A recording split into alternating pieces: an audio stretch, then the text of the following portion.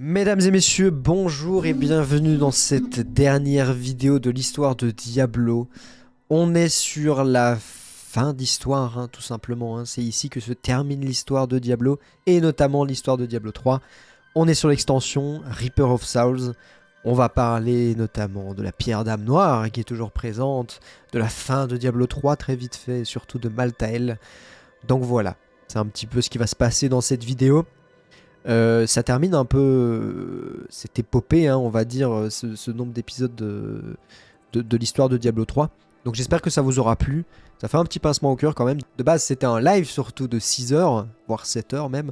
Donc ici, ça a été condensé, etc. avec un petit peu de montage. Donc voilà, j'espère que ça vous aura plu en tout cas. J'ai un petit message à vous faire passer. Je ferai une petite vidéo un peu plus tard sur la suite de la chaîne YouTube, parce qu'il y a eu pas mal de vidéos de Diablo notamment. Donc voilà, j'avais des vidéos prévues, notamment sur les builds pour commencer Diablo 4. Comment bien commencer, etc. Voilà. Ils viendront évidemment, mais j'en parlerai dans une prochaine vidéo. Il y a une prochaine vidéo qui va arriver sur la chaîne.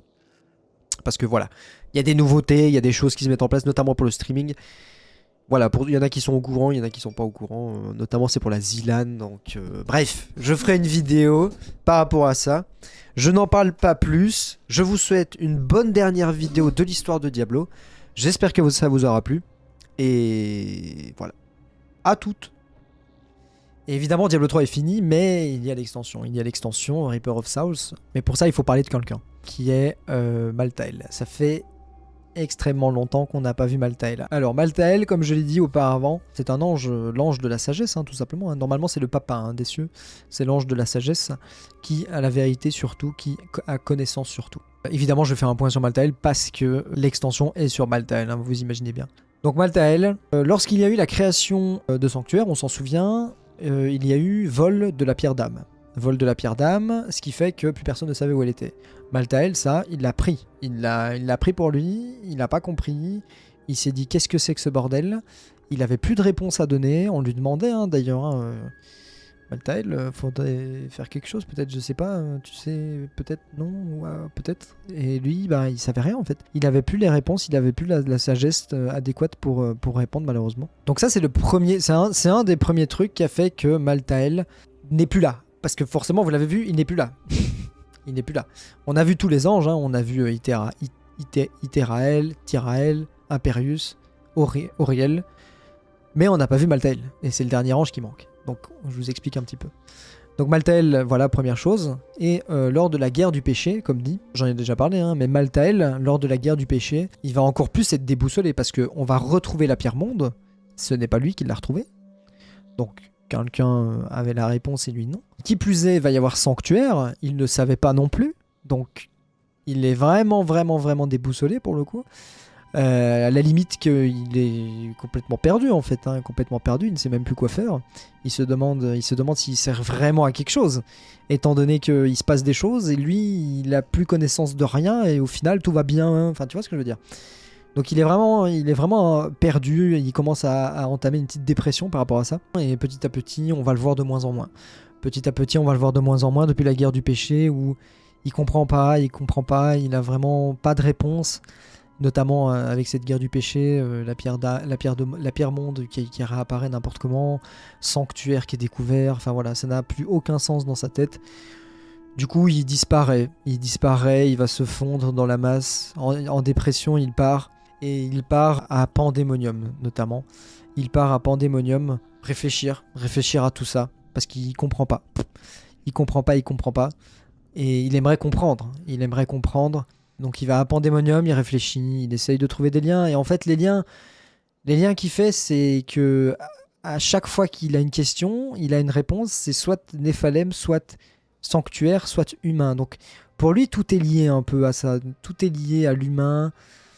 Tout est lié à l'humanité, il fait un peu une fixette dessus, et en plus, au niveau de Pandémonium, on peut voir l'afflux des âmes humaines lorsqu'il meurt. Donc à partir de là, il voit ça, et il se dit c'est pas une coïncidence, c'est pas possible. C'est pas une coïncidence. Là, il y a les morts des humains, il voit des humains partout.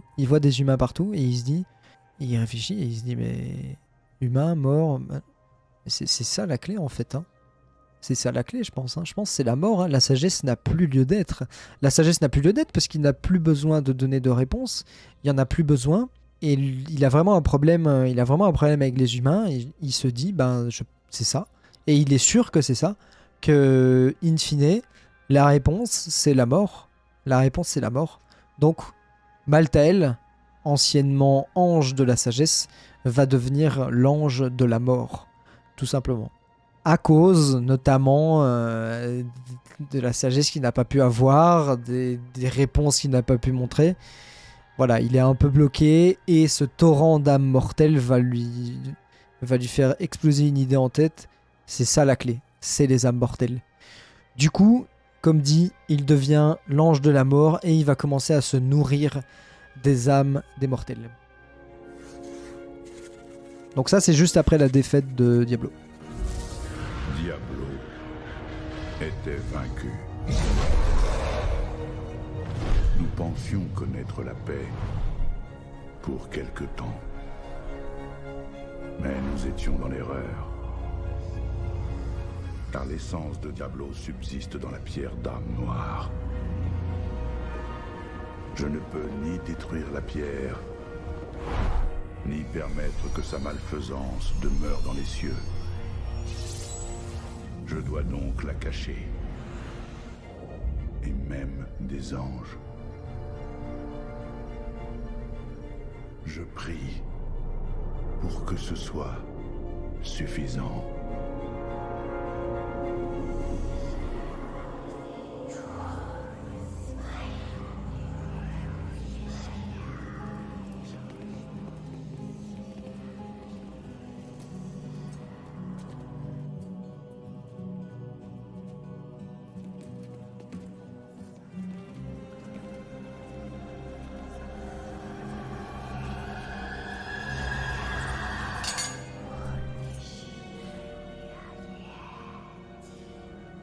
Vous avez bien travaillé, Oradrim. Votre tâche ici est terminée. Et vous devriez tous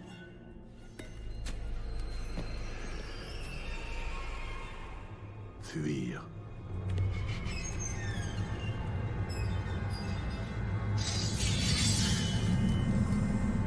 Malthael.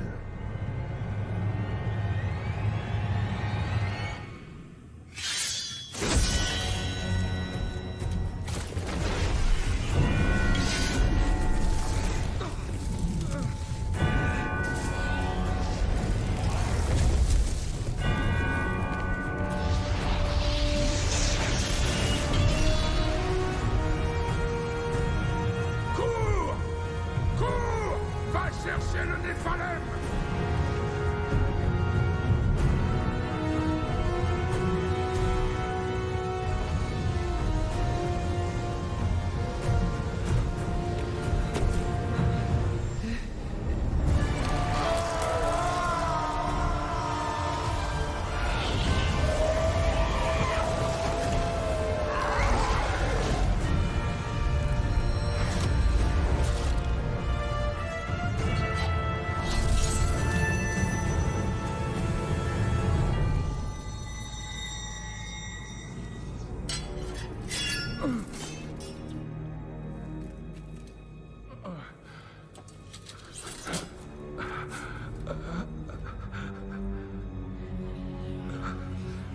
Mon frère... Pourquoi?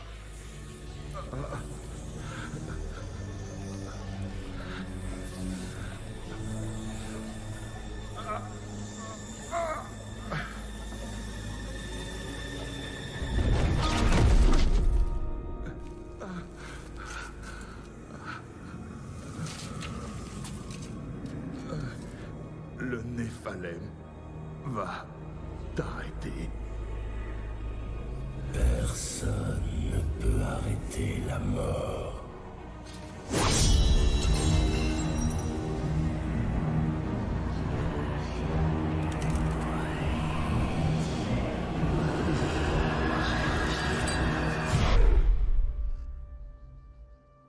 Et voilà. Donc ça, c'est la cinématique d'ouverture de Reaper of Souls, du coup. Donc Malthael est là. Alors, pour le coup, les événements de Reaper of Souls qui vont arriver sont directement après la cinématique. Directement après la cinématique, quand on voit la cinématique, on voit Tyrael qui dit cours, va chercher le Néphalem à un Oradrim. Notamment, il vient nous chercher, genre, vous lancez le jeu, enfin après la cinématique, vous jouez au jeu et vous êtes appelé peut-être 2 minutes après avoir commencé. Donc c'est littéralement très proche. Du coup voilà, comme j'ai dit, on a Malthael qui est devenu ange de la mort et qui de base était ange de la sagesse. C'est pour ça, hein, frère, Tyrael, mon frère, etc.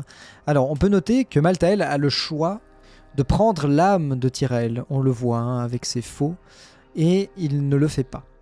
Il ne le fait pas. Alors moi j'ai 2 suppositions. Soit parce que c'est son frère, quand même, après tout. Mais je pense pas. Soit, c'est ce qui est le mieux, c'est ce que j'ai le plus entendu en tout cas, soit c'est parce qu'il a une âme 100% ange. Que les humains sont 50% ange, 50% démon. Que lui, il n'a pas été engendré par un ange et un démon, il a été engendré par Anu, au final. Donc il a une âme 100% ange et Malthael n'en voit pas l'utilité d'avoir une âme 100% ange. Parce que son but ultime à Malthael, c'est aussi d'arrêter l'éternel conflit en fait. Hein. Sauf que lui, il veut le faire d'une manière un peu plus drastique quand même. C'est qu'il veut détruire tous les êtres humains parce qu'ils ont tous une part de démons. Donc potentiellement, ils peuvent tous être corrompus. Et en même temps, il veut détruire tous les démons. Voilà. Comme ça, c'est réglé comme ça. C'est très simple. Voilà. Donc, on arrive dans ce nouveau décor qui est Westmarch. Hein, c'est l'Westmarch pour le coup. L'Westmarch, il faut savoir que c'est assez proche de Tristram. Hein. En plus, Westmarch, on en a déjà parlé. Notamment dans Diablo 1. C'est là où Léoric envoie ses armées sous le conseil avisé, hein, très très avisé de Lazare. Donc voilà, on arrive en Westmarch et on trouve des faucheurs. On trouve quelques faucheurs, voilà, on comprend pas trop, du moins au début. On se dit qu'est-ce que c'est que tous ces faucheurs, etc. Puis au fil de l'histoire, évidemment, on comprend. On arrive dans ce qui est l'enclave des survivants, dans le donjon, on va dire, de l'acte 5. Et on retrouve Tyrael, on retrouve l'Oradrim qui était présent lors de la cinématique, qui est présent sur place. Et aussi un fragment de la pierre d'âme noire. La pierre d'âme noire, quand Malthael a coupé avec sa faux, en fait, il a laissé tomber un morceau de la pierre d'âme noire. Il a brisé un morceau de la pierre d'âme noire. Donc on a un morceau avec nous, tout petit morceau, hein. Mais ce qui nous permet de savoir un peu ce qu'il fait avec la pierre. On a un visu. S'il est en train de la changer, s'il est en train de l'utiliser, on peut savoir un petit peu. Donc voilà, enclave du survivant, c'est là que commence l'acte 5. Et on rencontre les faucheurs, comme dit. On rencontre les nouveaux démons en soi, hein, qui ne sont pas vraiment des démons, mais des faucheurs, hein, qui s'en prennent à la ville aussi, la ville de Westmarch. Donc on va aller les aider. Après, le tout premier objectif, c'est de savoir qu'est-ce que veut Malthael, en fait. Qu'est-ce qu'il veut? Pourquoi il prend la pierre d'âme noire? Qu'est-ce qu'il veut en faire? Pourquoi On sait pas. On sait pas. Donc, ce qu'on va faire, c'est qu'on va commencer par enquêter. Hein. Forcément, on va aller dans les rues de Westmarch. Et en allant dans les rues de Westmarch, on va tuer quelques faucheurs, etc. On va découvrir une jeune dame qui est une mystique. Une mystique, pour le coup, et qui a quelques réponses, quand même. Pour le coup, qui a quelques réponses. Et cette mystique va nous expliquer que Malthael est passé par là, effectivement, et notamment Urzael. Urzael qui est le bras droit de Malthael. Donc là, je fais une petite aparté. Il faut savoir que Malthael est parti du Conseil des Angeri, il est parti des cieux. Sauf que, comme je vous l'ai dit, les anges, ils ont une armée à eux, propre à eux. Donc l'armée de la sagesse, si on veut faire grossièrement. Et donc des bras droits, etc., des lieutenants. Et Urzael, c'est le bras droit de Malthael. Et un jour, ça faisait longtemps que Malthael était parti, il a été voir le conseil des Angeri, il a dit écoutez, ça fait longtemps là, mon maître n'est jamais revenu, il faut que j'aille voir où il est, laissez-moi y aller, s'il vous plaît, laissez-moi y aller. Et du coup, Tyrael et les autres, ils disent bah oui, non, vas-y, tu as raison, essaye de trouver où il est et ramène-nous Malthael. Donc il part Urzael, sauf qu'il ne reviendra jamais. Il trouve Malthael. Malthael lui explique sa vision des choses, les Néphalem, la pierre monde, la sagesse n'a plus lieu d'être, la mort, les âmes mortelles, la puissance qu'on peut acquérir. Il lui explique un peu tout son plan. Et ne pas oublier que Malthael ne parle pas beaucoup, mais quand il parle, ça c'est toujours d'actualité, hein, quand il parle, il est très écouté. Il a toujours le fait d'être sage, la vérité, la sagesse. Donc c'est fidèle en fait, les faucheurs qui sont parmi lui. ils vont foncer tête baissée. Enfin, les faucheurs, non. Pour le moment, c'est encore des anges, mais qui vont se transformer en faucheurs petit à petit, comme Malthael se transforme en l'ange de la mort. Donc on apprend tout ça, au fur et à mesure de l'histoire. Pour le coup, la mystique nous aide aussi pas mal. Et la mystique nous dit qu'effectivement la ville est à feu à sang. C'est Urzael, justement, comme dit. Urzael qui fait des manigances. En plus, il se trouve juste dans la ville. Il faut mettre un terme à ça, c'est plus possible. Et donc nous, évidemment, ok, on part à la recherche de Urzael. Donc on se déplace dans l'Ouest Marche, hein, évidemment. On se déplace dans l'Ouest Marche et elle nous dit qu'il est dans une grande tour dans l'Ouest Marche ou quelque chose comme ça. Donc on trouve une grande tour, évidemment. On trouve la tour où est Urzael et on va tomber face à Urzael. On tombe face à Urzael qui est le bras droit de Malthael, qui ne veut pas discuter mais qui veut se battre. Donc évidemment les aventuriers se battent contre Urzael. Un combat qui n'est pas facile quand même. On a un bras droit d'ange déchu, d'ange de la mort, faucheur, on sait pas trop bien. En plus, là on voit sur l'image qu'il est plutôt bleu, de puissance bleue. Il peut changer sa puissance feu, enfin voilà, bref. C'est un peu complexe, mais les aventuriers y arrivent. Ils arrivent à tuer Urzael, ils le tuent. Et il y a une vision de Malthael qui apparaît. Et qui nous dit qu'on ne peut pas vaincre la mort, que ça ne sert à rien. Il nous fait un peu une Asmodane, pour le coup. Il nous dit, voilà, ça ne sert à rien, la mort ne peut être vaincue. Il nous fait des grands discours, mais le Néphalem, comme d'habitude, il est où? Il est où? Je veux sa tête. Donc voilà, après avoir tué Urzael, on retourne à l'enclave des survivants. On en parle à Tyrael, etc. Loradrim qui est présent aussi, la mystique, forcément. Et entre-temps, on comprend que la pierre d'âme noire, elle change un peu d'apparence. Parce qu'on a ce fragment de pierre d'âme noire que Malthael a fait tomber. On a ce fragment qui change un peu d'apparence. Donc ça veut dire que Malthael est en train de faire quelque chose dessus. Il est en train de travailler dessus, clairement. Donc il y a quelque chose qui se passe, mais on ne sait pas quoi. On ne sait pas quoi. Et on va essayer de trouver, forcément. Ils essayent de trouver. Tyrael va se mettre aussi à rechercher. La mystique, pareil. La mystique qui nous aide, qu'on a aidé à sortir des griffes de démons et de faucheurs auparavant. Elle nous aide et elle nous donne une information extrêmement primordiale aussi, parce que c'est encore une fois un peu une course contre la montre. Il faut trouver Malthael. Parce que Malthael, l'ange de la mort, est en train d'aspirer l'âme des mortels. Il est en train de les aspirer comme on a pu voir dans la cinématique. Donc plus on le laisse faire, plus il va tuer d'innocents. Donc forcément, c'est un peu course contre la montre. On recherche Malthael et la mystique, elle vient nous trouver, elle dit « Je sais qui sait où est Malthael. Et je peux vous le dire. » Voilà ce qu'elle nous dit. Et elle nous donne un nom qu'on connaît extrêmement bien, que vous connaissez, c'est Adria.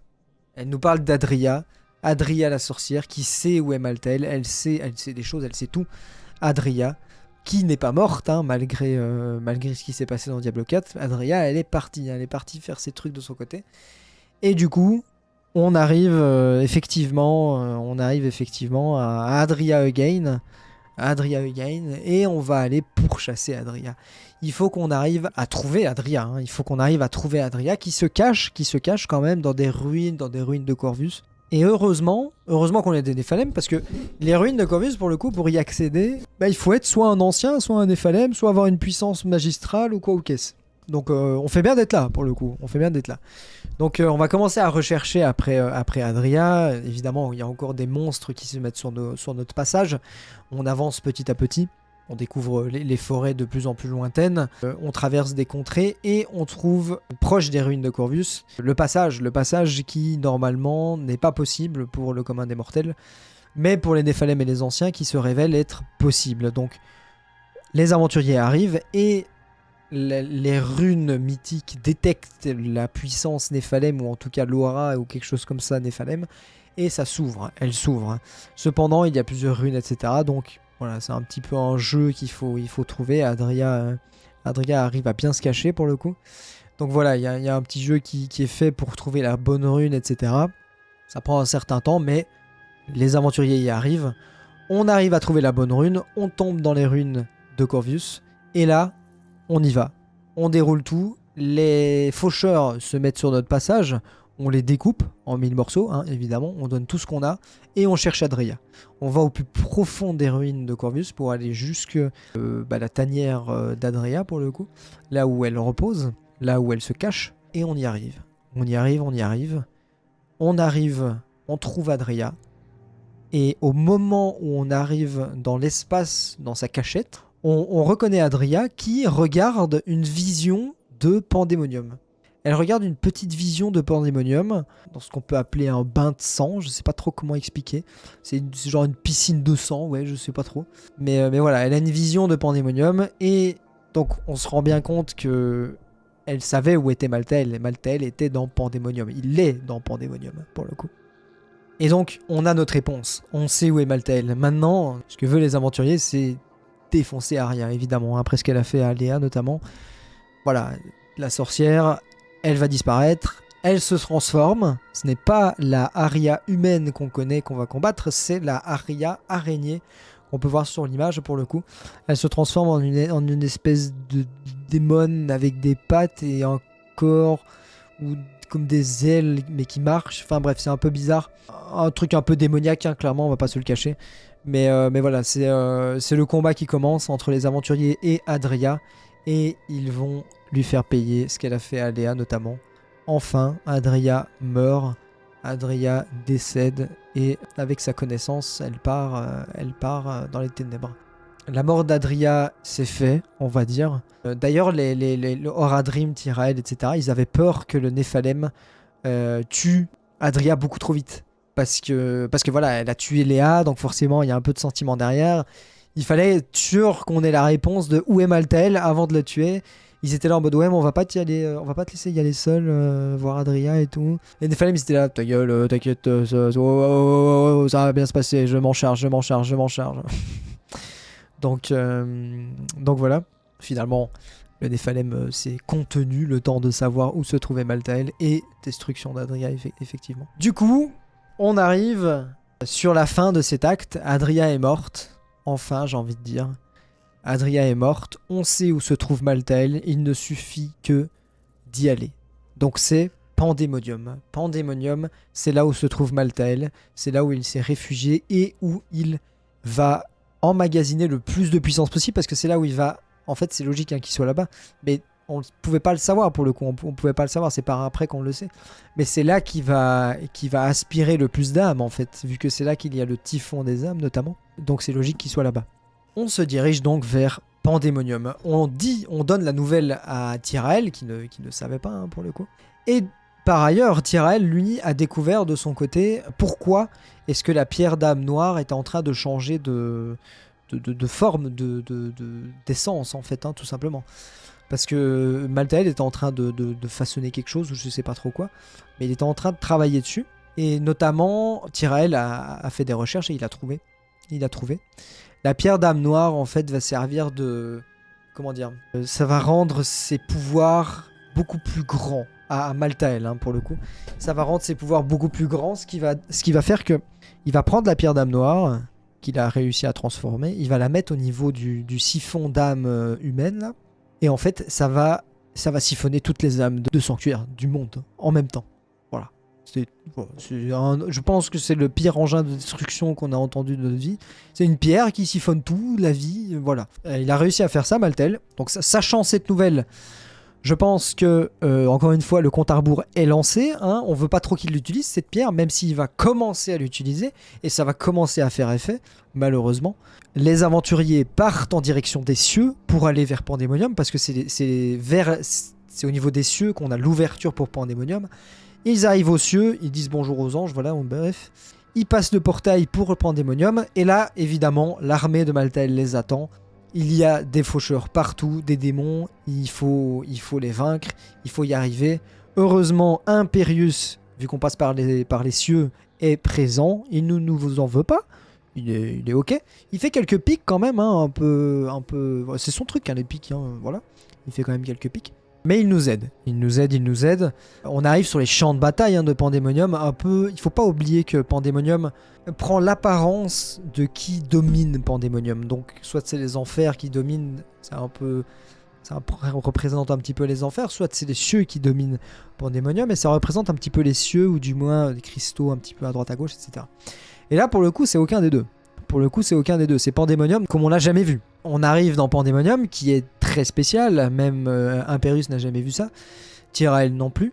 Donc on y arrive, on commence évidemment à taper du faucheur qui nous barre la route avec des énormes portes. Il faut utiliser des béliers gigantesques, des leviers qu'il faut actionner pour ouvrir d'autres portes. Voilà, ils ont clairement mis une défense, ils ont clairement mis une grosse défense pour ne pas qu'on aille déranger Malthael dans ses quartiers, pour qu'il puisse continuer de siphonner les âmes comme il veut, il se goinfre là tranquillement. On arrive sur ces champs de bataille, on arrive à dépasser les portes,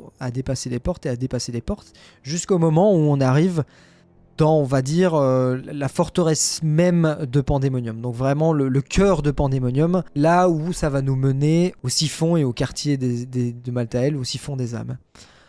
On arrive à Pandémonium, alors il y a un souci, si vous vous souvenez, le souci c'est que dans la cinématique, on peut voir que Malthael ne peut pas être touché physiquement parce qu'il a changé de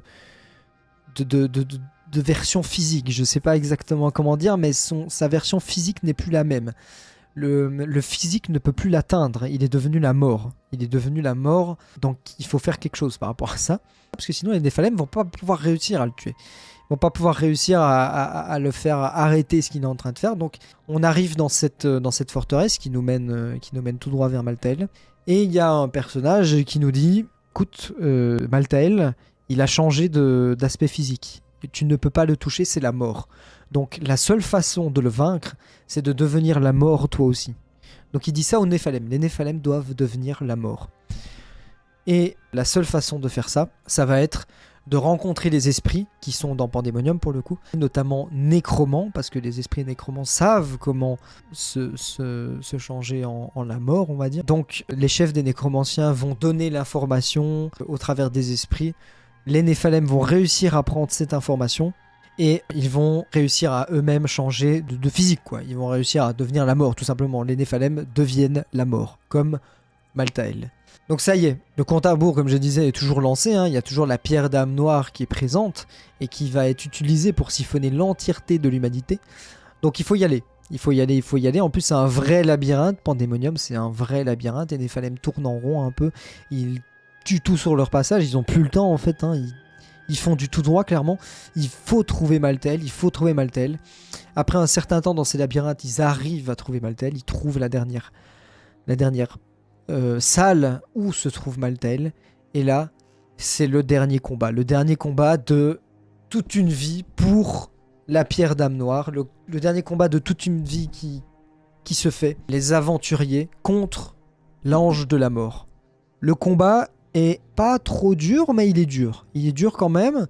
Et on arrive à un moment où Malthael, il a quand même emmagasiné beaucoup de puissance. Ça reste un ange de la mort, mais comme on le sait, il se nourrissait des âmes humaines et il gagnait en puissance à chaque âme humaine.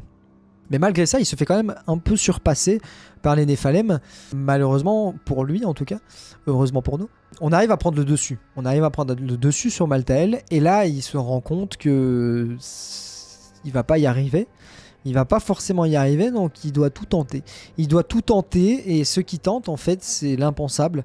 Il prend la pierre d'âme noire, qu'on voit ici. Il prend la pierre d'âme noire, il la brise en 1000 morceaux, et il va se l'incorporer en lui. Donc ça veut dire qu'il prend les 7 démons primordiaux, les 7 démons des enfers, 3 démons primordiaux, 4 démons inférieurs, et il va les aspirer. Il va prendre leur âme en lui. Donc ça va être un Malthael, ange de la mort, aux démons primordiaux. Bref, c'est un Super Saiyan 19. Donc ça devient un véritable god. Et comme un peu comme pour Diablo, qui était le démon primordial dans l'acte 4, on va entendre Malthael qui va parler une fois qu'il aura aspiré cette pierre d'âme noire. Il va parler et ce sera sa voix, mais des fois, il y a des phrases qui ne sont pas de lui.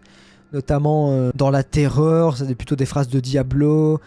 Mais évidemment, comme il est possédé par les 7 démons, Et ben en fait c'est ça, hein, c'est qu'il va dire des phrases qui ne sont pas forcément de lui, mais des démons qui sont en lui. Et l'aspiration de la pierre d'âme noire fait que aussi, il va avoir de nouvelles aptitudes, hein, forcément. Il va commencer à cracher du feu comme Diablo, il va lancer des boules de feu, il va faire de la destruction avec des pouvoirs de balle, enfin bref, ça va devenir vraiment, comme j'ai dit, le Super Saiyan 19. C'est un dieu sur Terre, mais malgré ça, les aventuriers sont des divinités. Ils arrivent à battre Malthael. Et enfin, l'ange de la mort, démon primordiaux de la mort qui tue, Moi j'ai vraiment un boule qui Et- chamboule. défait. Il est défait. Par contre, le problème, c'est que la défaite de l'ange, c'est que les 7 démons sont dans la nature. La pierre d'âme noire est brisée. Il l'a brisée en 1000 morceaux pour se foutre les débris, en fait, les fragments en lui. Et il est devenu le démon primordial / ange de la mort. Et à sa mort, il laissa s'évaporer les âmes des démons. Et même peut-être lui d'ailleurs, parce qu'on ne sait pas finalement si lui aussi va se réincarner ou pas, Malthael. Donc voilà. On est sur la fin de Reaper of Souls, qui est l'extension de Diablo 3. La fin de Diablo 3, enfin. Mesdames et messieurs, on y est. Je vous laisse regarder la petite cinématique de fin et on revient juste après.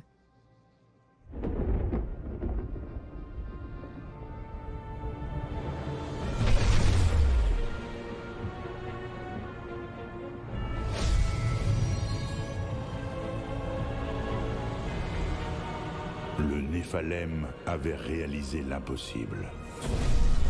En conquérant la mort, il avait racheté les anges et sauvé toute l'humanité. À ce moment-là, la victoire étant à portée de main, je vis le Néphalem sous un nouveau jour. C'est un héros capable de vaincre les champions des cieux et des enfers, et un barbare qui protège les innocents. Mais c'est un cœur mortel qui bat dans sa poitrine. Et un jour, il sera tenté de succomber à la corruption. Et ce jour venu, aura-t-il la force d'y résister? Ou scellera-t-il notre destin à tous?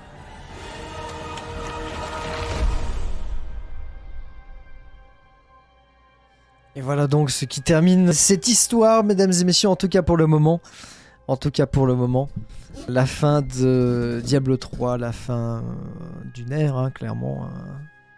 Un jeu insane. Quoi qu'on en dise, l'histoire, somme toute, très appréciable, je pense, hein, quand même. Donc voilà, je vous laisse sur ma fin, parce que j'ai une fin quand même. Mais bon, on la connaît tous. C'est la fin ou les débuts, je sais pas. Peut-être c'est la fin, peut-être c'est pas la fin. Peut-être c'est le commencement de quelque chose. Peut-être...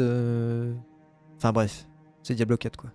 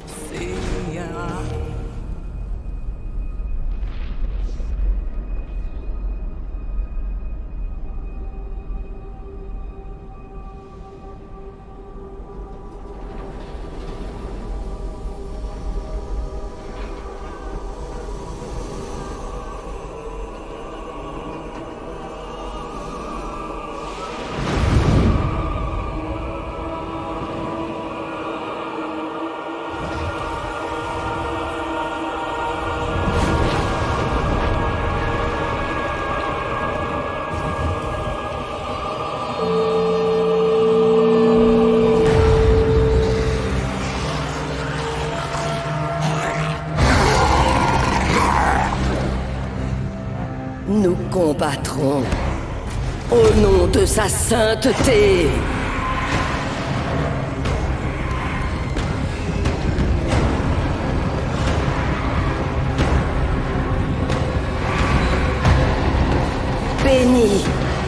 la lumière.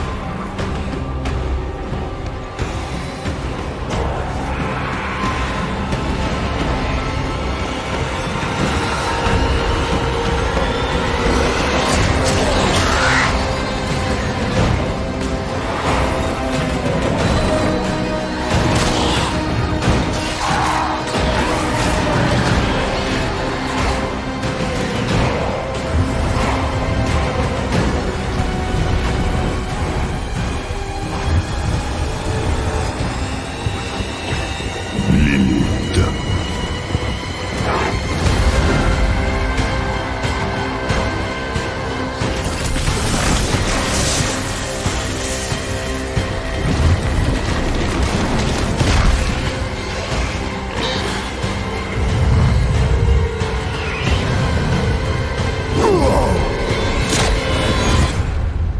Je suis revenu en enfer.